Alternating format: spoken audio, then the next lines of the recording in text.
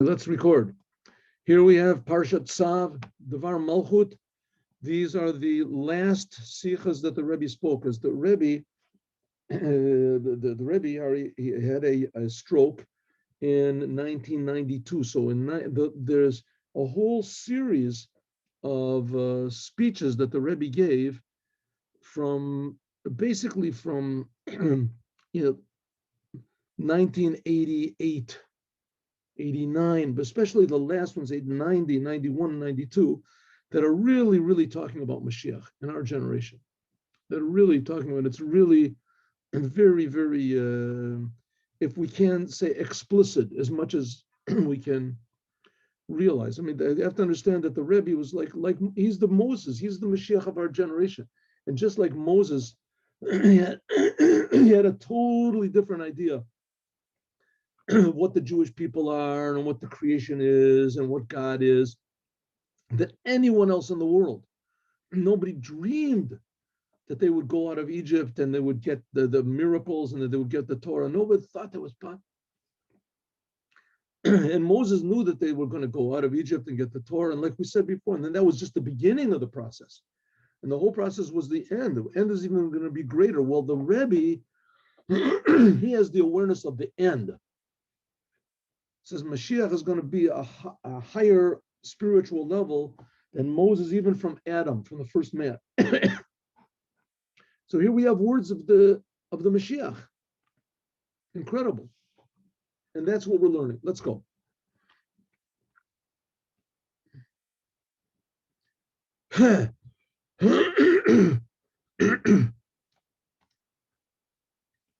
The content, the content of the month of Nisan, Chodesh Geula, the month of redemption.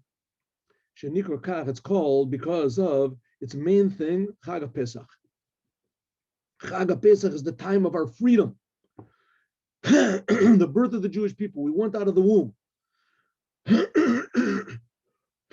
This has to be stressed very much in the Shabbat right before Pesach. This is the Shabbat right before Pesach, right?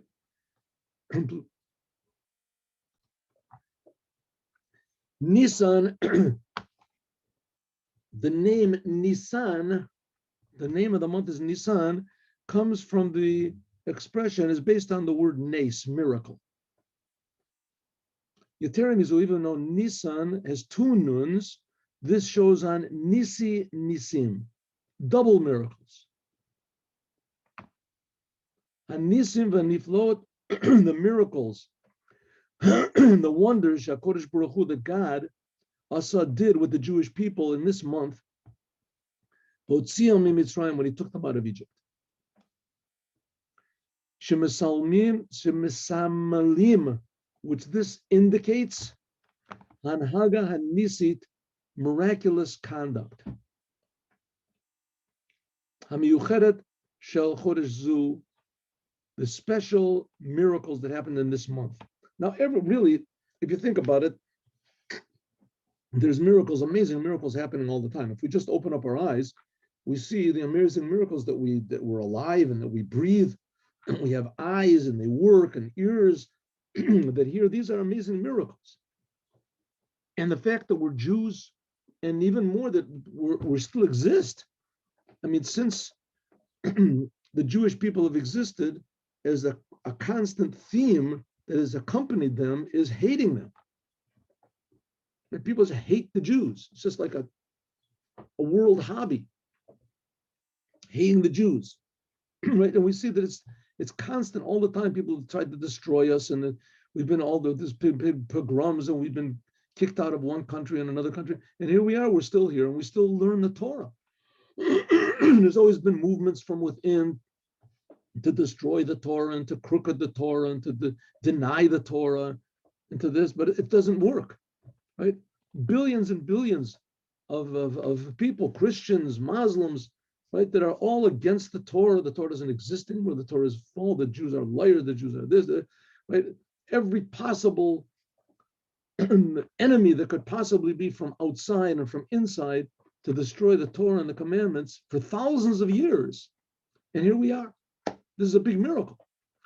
but still it's not as noticeable. You have to sort of sit back and think about it as the miracles that happened in going out of Egypt. Those are miracles that, like, come on, did this really happen? Really, how did the Jews really believe this? 3,000 years they've been believing this, the same story and celebrating it. Says the Rebbe, that's the essence of Judaism, and that's the essence of life, is miracles.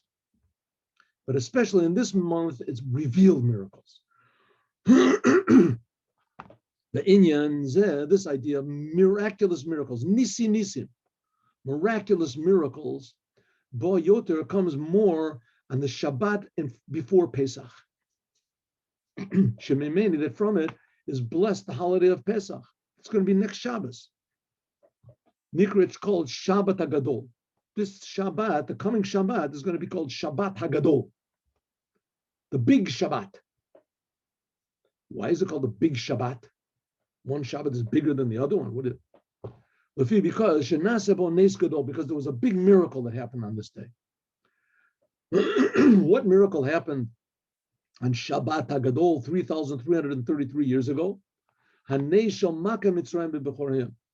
The miracle of, it was before they left Egypt. It says that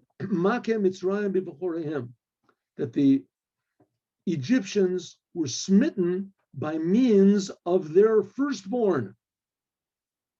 The firstborn Egyptians did the smiting.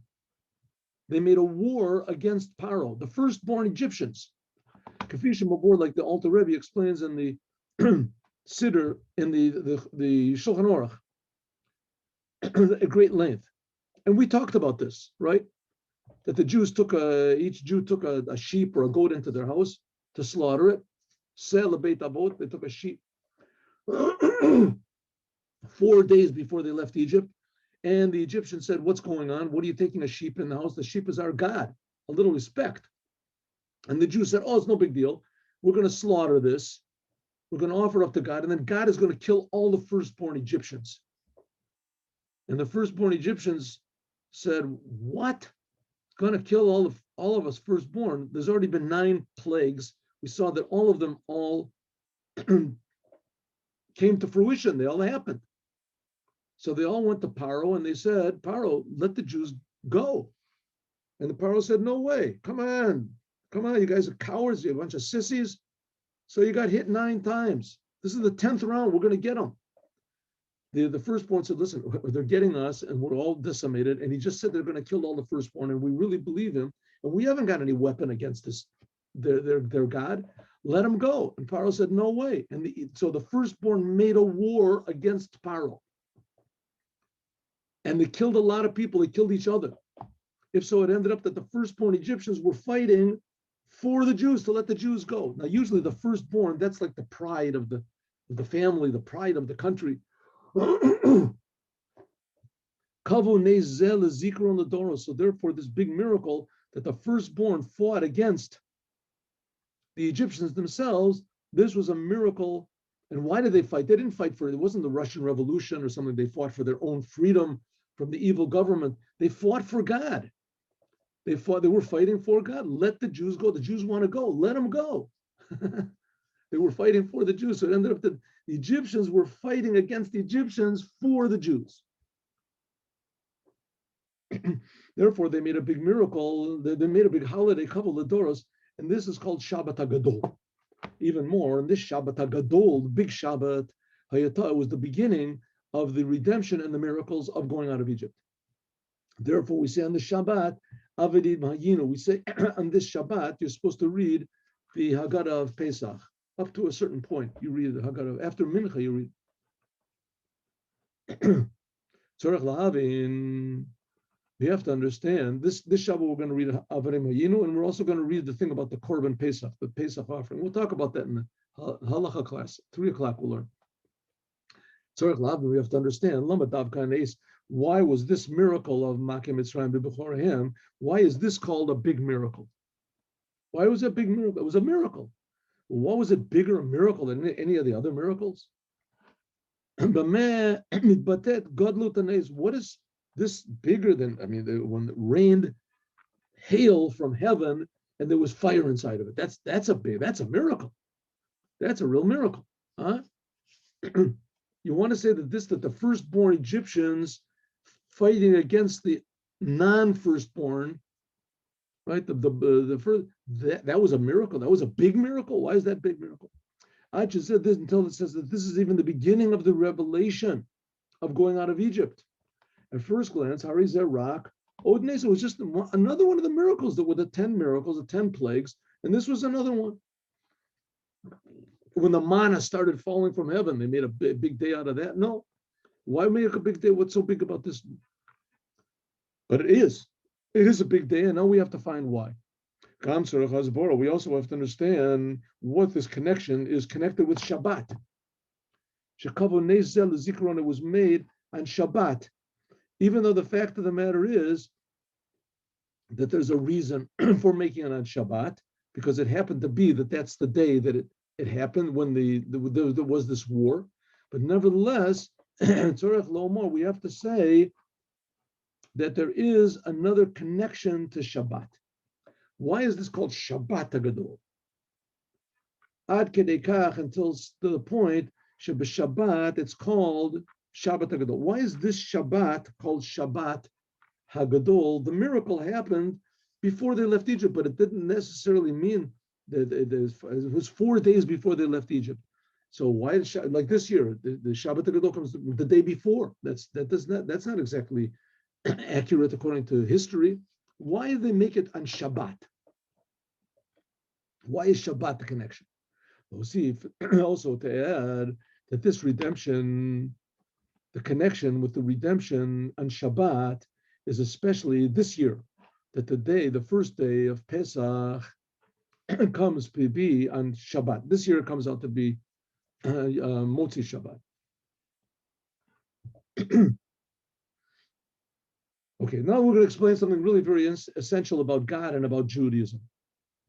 One of the main things about going out of Egypt, which is stressed in the Torah, that the redemption was by means of Moshe. That was one of the main things of Moshe, that he took the Jews out of Egypt and he gave them the Torah. But the beginning was Moshe taking them out of Egypt. Moshe was the Go'olam Shel Yisrael. He was the redeemer of the Jewish people. Because Torah Mesaperes, like the Torah tells us, that God chose Moshe. The Torah tells us that Moses was born miraculously. He was born in a time when Pharaoh made this decree of killing all the firstborn, and it ended up that Pharaoh actually brought Moshe up in his house. Not only did he not kill him, but he also raised him up. And Moshe was born, it says he was born circumcised, the house was filled with light. But he was born in a very, very terrible time, Moses, when all the Jews were really suffering in exile. That God chose him. That God chose Moshe, that he was going to be the Redeemer. Remember the thing of the burning bush? Moshe, when Moses even said to God, listen, God, I don't want to go. I don't want to go. I'm not going to take the Jews out of Egypt. Maybe you know me, but I don't know me. I don't know what's going on. I don't know why you picked me to take the Jews. I'm totally not the man. I'm not the man to do it. Shalach b'yad tishlach. Not only at that time, it says that Moshe, he stammered. He spoke with a speech impediment. Moshe said to God, he wasn't healed until Matan Torah, it says. Shalach now b'yad tishlach. Moses said, send whoever you want. Don't send me. Lo kibel HaKodesh Baruch Hu. God said, I'm not going to accept it. Kivin sheKodesh Baruch Hu, God wanted that Moshe, he would be the one that would take the Jews out. Mizeh muvan. From this it's understood, Moshe Yeshaychos, Moses must have a very deep connection to the future redemption. Therefore, there is in his ability to redeem the Jewish people, to take the Jewish out. So it must be that Moses, the whole essence of Moses, it wasn't just a side thing that God just picked Moses out of from a hat at random. It must be that Moshe himself has a special, deep, essential connection to this idea of Geula. You can't have Geula, you can't get out of Egypt unless there's Moshe. You can't do it. And therefore, therefore, he has the power to redeem and free the Jewish people. Until the rabbis say about Moshe, who goel rishon, who goel achron. They say about Moses that he was the first redeemer and he'll be the last redeemer. Moshe nikra goel achron. Moses is called the last redeemer. Even regarding to the true ultimate redemption that's going to be this last redemption that we're talking about in the Maimer, that's going to be by means of the Mashiach. Nevertheless, it says by this, like we're learning in the Maimer, like the days that you left Egypt, I will show you even bigger miracles. And especially that it says, Geula Mitzrayim, that the going out of Egypt was just the beginning and the source of all of the redemptions that were going to be afterwards, all the other miraculous savings of the Jewish people, including the future redemption. But nevertheless, it has to be by means of Geula, has to come by means of Moshe. It says that Moshe, he's the Goel Acharon. Now Moshe, he was from the tribe of Levi, and it says the Mashiach has to come from the tribe of Yehuda, Judah. So how does that work out? So it says the Mashiach will have a spark of Moshe inside of him. And we're going to explain this. Let's explain this. The Kudas Abiyur is like this. Now, the Rebbe doesn't want us just to know that there's going to be a thing like this, and he's telling us something very interesting. He wants to change our whole priorities in life, our whole goal and what we think about and what should be on our mind constantly.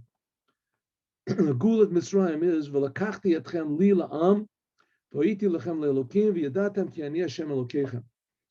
Is that you know that I took you for me for a people. You know, there's a thing which I was never into this in soccer. I never really interested in sports. I participated, but I was never. But there's soccer, soccer. So they have the World Cup. So there's people. This is what I'm told.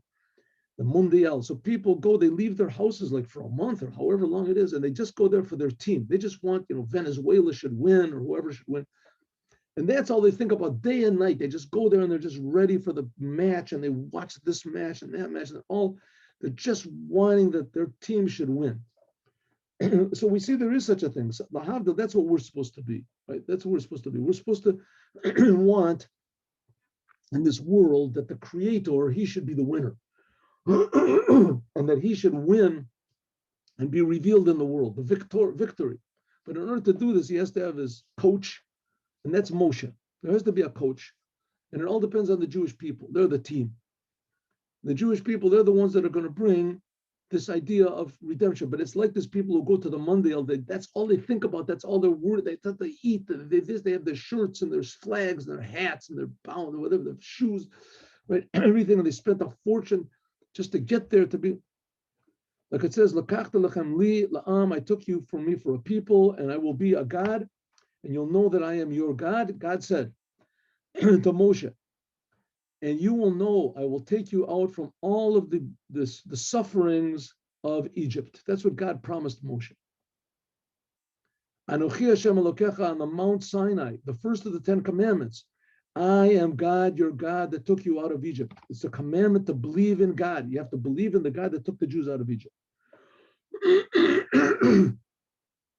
Zotameret, in other words, Shagilu Elokut, that the revelation of godliness that will be in this world, in the future redemption, will be in order that the Jewish people, Kadei, the Jewish people, the Bnei Yisrael, as they are here in the physical world, that they should see and they should recognize and they should know God. That's the whole thing. To see and feel and know God. Until the whole world will see and know what is God. God, let's take the basic thing. He's the creator. Everyone can look at themselves and say, I am here because God is creating me right now. Do I feel it? Don't feel it. Do I see it? Don't see it. Do I believe it? Not really. Not really. I mean, maybe some people believe it, but I think they're nuts. Here I am. I'm here. There's nobody creating me. I don't see any waves, right? Once in a while, there's a little flashes or something like that. That I'm being created. You don't see anything being created. But the fact of the matter is that God is really creating everything. That's the lowest aspect of God. He's also creating for a reason, to get to know God. But the whole purpose of going out of Egypt is taking away all these concealments and confusion so that we see how really important we are. The Creator is creating us. But also we see that we're absolutely nothing. If it wasn't for the Creator, we're not here. That's it. There's no... So we're made from nothing, but we are made. God is making us. We're important. The whole world will see, and they'll accept on themselves afterwards in the Matan Torah, the Torah and the commandments of God. And by means of the service of the Jewish people, they will reveal godliness in a constant, in an eternal way, in every moment of life, in every detail of the world, like it was in the Holy Temple. That was the purpose of going out of Egypt and giving the Torah. Make me a holy house, and I will dwell in each one of them. In a more permanent and set way in the Holy Temple, the first temple, the second temple, and ultimately it will be in the third temple. There's the third temple, that's like the plug that's going to plug the whole thing in, and then the whole world will start feeling godliness. Like it says, Mikdash Hashem Konani Yadecha. Like it says, the sanctuary, the holy temple of God, your hand is your handwork. Bayit Nitzchi, it'll be an eternal place. The third temple. Begula Mitit Vashlema, then there'll be a complete, ultimate redemption. Al Yedezeh, but we have to be ready a little bit and we have to participate. Al Yedezeh, by means of this, when there'll be revealed godliness, not just in the Holy Temple, but by means of the Holy Temple in the whole entire world, by means of this, ad shlemos bazeh, until there'll be completion in the future. Kishakal olam, that all of the world, the kol anashim, and all humanity, yakiru v'yiru, will recognize and they will see godliness. We say this 3 times a day in the Aleinu prayer. Yakiru v'yiru kol yishvei tevel. In a complete revealed way. Like it says, V'nigla kavod avaya, there'll be revealed the glory of God, V'ro'u kol basar, and everyone will see, all flesh will see, Ki pi Hashem diber, that the mouth of God is speaking. What is the mouth of God speaking? Right? Look at yourself in the mirror and see that's what God's speaking. He's creating you. And just take a look around you, you'll see this is the mouth of God that's speaking. The mouth of God is creating this world. The word is created from the word of God. Do you see this? No. What happens when that occurs? The world becomes tremendously important. Every detail becomes a tremendous, precious miracle. Every human being is revealed the handwork of God. Suddenly the whole world was tremendously interesting. Huh? But that all depends on Moshe. There has to be a Moses, and Moses will reveal it, and he's the one that took the Jews out of Egypt. That was the beginning of this period. And God willing, today, in another second, it's going to happen. All of a sudden, you read in the paper, the Beit HaMikdash, the third temple, descended from heaven, right? And everyone's happy. It's on the mount in Jerusalem.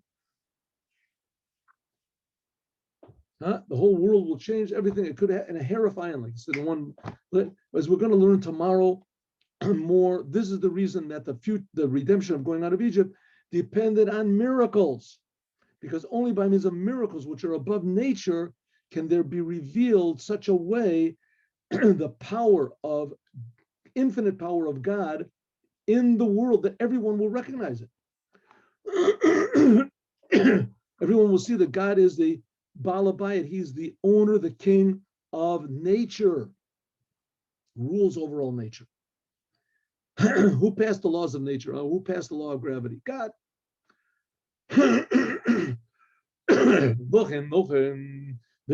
Is the power to God can make miracles which are above nature.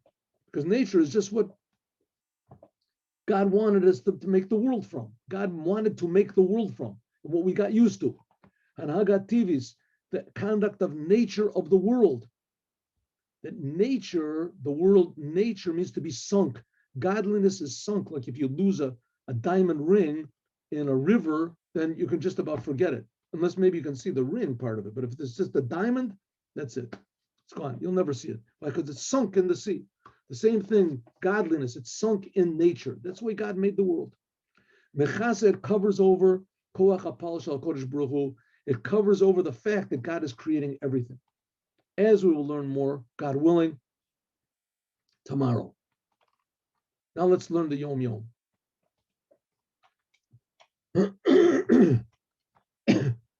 Yom Yom. Excuse me. Every soul has a particular service in the world, both in action, deed, but also even in intellect and emotions, and according to what that individual nature of that soul is. Like it says, from my enemies you have given me wisdom. What does it say then? Tilim.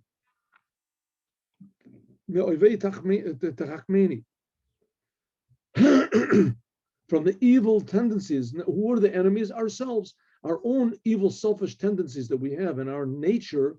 A person can become wise and know how to correct his nature and how to use these powers to serve God with. As today we'll have a class 3 o'clock, God willing, in the laws of Pesach. Have a good day. Hope to see you soon with Mashiach now.